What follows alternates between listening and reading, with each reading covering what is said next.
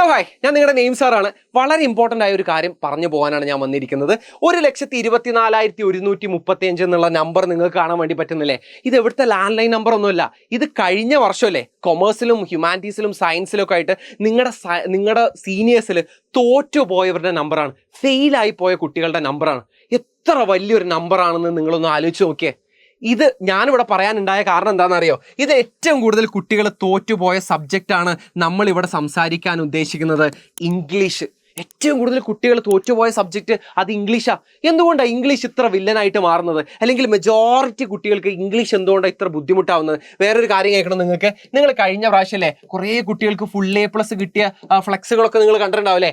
അതിൽ ആ ചേട്ടന്മാരും ചേച്ചിമാരൊക്കെ ചിലപ്പോൾ ഒരു 1200 പ്രതീക്ഷിച്ചിട്ടായിരിക്കും ചിലപ്പോൾ എക്സാം എഴുതിയിട്ടുണ്ടാവുക. അവർക്കും 1-2 മാർക്ക് പോയ വിഷയം ഇംഗ്ലീഷ് ആയിരുന്നു. എന്തുകൊണ്ടാണ് ഇംഗ്ലീഷ് ഇത്ര വിഷയമാകുന്നത്? നമ്മുടെ കോർ സബ്ജക്റ്റുകൾക്ക് ഒന്നും വെച്ച് കമ്പയർ ചെയ്യുമ്പോൾ അല്ലേ, ഇംഗ്ലീഷിൽ നമുക്ക് ആകെ കുറച്ച് കാര്യങ്ങൾ പഠിക്കാനുള്ളൂ. കുറച്ച് പോയംസും കുറച്ച് കഥകളും കുറച്ച് ലേഖനങ്ങളൊക്കെ അല്ലേ പഠിക്കാനുള്ളൂ. പിന്നെ എന്തുകൊണ്ടാണ് നമുക്ക് ഇംഗ്ലീഷ് ഇത്ര വിഷയമാവുന്നത്? ഞാൻ നിങ്ങളെ ഓർമ്മപ്പെടുത്താനാണ്, ഒരു പ്രധാനപ്പെട്ട കാര്യം ഓർമ്മപ്പെടുത്താനാണ് വന്നിരിക്കുന്നത്. നമ്മളൊന്നും ശ്രദ്ധിച്ചില്ല എന്നുണ്ടെങ്കിലേ ഈ വർഷം ചിലപ്പോൾ നമ്മൾ തോറ്റുപോകാൻ സാധ്യതയുള്ളൊരു വിഷയം എന്ന് പറയുന്നത് അത് ഇംഗ്ലീഷ് ആയിരിക്കും. അത് പറഞ്ഞ് പേടിപ്പിക്കാനൊന്നുമല്ല ഞാൻ വന്നത്.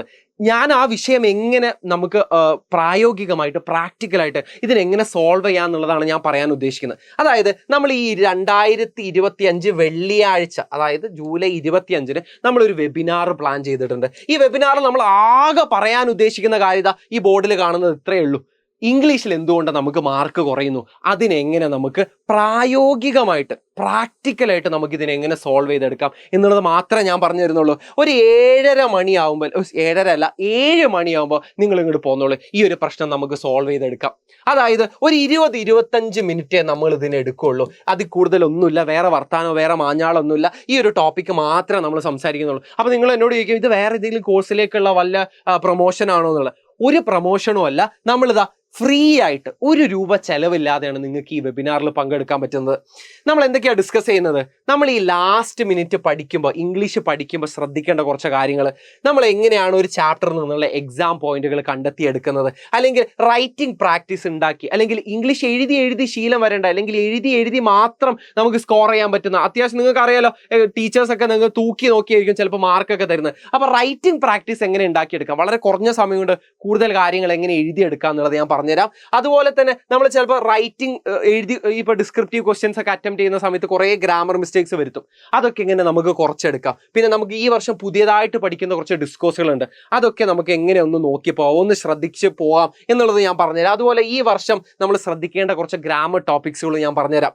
നിങ്ങളിപ്പോൾ ഒരു പഠിപ്പിയായിട്ടുള്ള ഒരു പയ്യനായിക്കോട്ടെ, അല്ല നിങ്ങൾ കുറച്ച് കൺഫ്യൂസ്ഡ് ആയിട്ടുള്ള, ഇനി എവിടെ വെച്ച് തുടങ്ങണമെന്നോ എന്ത് മെറ്റീരിയൽ വെച്ച് തുടങ്ങണമെന്നോ അറിയാത്ത ഒരാളായിക്കോട്ടെ, ഇനി അതല്ല നിങ്ങൾക്ക് ഒരു കുന്തോ അറിയില്ല എന്നുണ്ടെങ്കിലും ഇല്ലേ, നമ്മൾ ഈ പറഞ്ഞ എല്ലാ വിഷയങ്ങളും നമ്മൾ ഇത് സോൾവ് ചെയ്തെടുക്കും. അതായത് ഈ ഒരു വിഷയത്തിന് ഇംഗ്ലീഷിൽ എന്തുകൊണ്ട് നമുക്ക് മാർക്ക് പോകുന്നു, ഇതിനെങ്ങനെ നമുക്ക് സോൾവ് ചെയ്യുക എന്നുള്ളത് ഞാൻ പറഞ്ഞുതരാം. വളരെ കുറഞ്ഞ സമയം കൊണ്ട് നമ്മുടെ കോർ സബ്ജക്റ്റുകളൊന്നും ബാധിക്കാതെ നമുക്ക് വളരെ കുറഞ്ഞ സമയം കൊണ്ട് ഇംഗ്ലീഷ് എങ്ങനെ പഠിച്ചെടുക്കുക എന്നുള്ളത് ഞാൻ പറഞ്ഞുതരാം. അതുപോലെ തന്നെ ഇംഗ്ലീഷ് പഠിക്കാൻ കുറച്ച് യുണീക്ക് ആയിട്ടുള്ള കുറച്ച് സ്റ്റഡി ടെക്നിക്സ് ഉണ്ട്, അത് ഞാൻ പറഞ്ഞുതരാം. ഇതിനെല്ലാം കൂടെ എടുക്കുന്ന സമയത്താ നമ്മൾ ഒരു 20-25 മിനിറ്റ്, അല്ലെങ്കിൽ മാക്സിമം പോയാൽ ഒരു അരമണിക്കൂർ നമ്മൾ പരിപാടി വൈൻഡപ്പ് ചെയ്യും.